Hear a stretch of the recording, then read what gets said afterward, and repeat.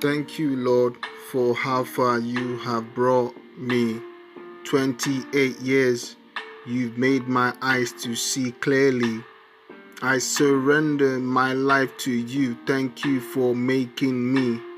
I thank you, mighty God, for making me what you want me to be.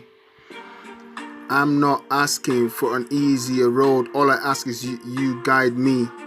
I'm not asking for an easy journey. Oh, please just go with me to the starts and the stops, to the lifts and the drops, to the smooth and the rough, to the easy and the tough, to the highs and the lows, to the fast and the slows, to the confused roads when I don't even know. No matter what I face, inside or outside, if you are by my side, I will not need to hide. May your presence be with me when I come and when I go. I will move at your instruction. I will say yes, not no.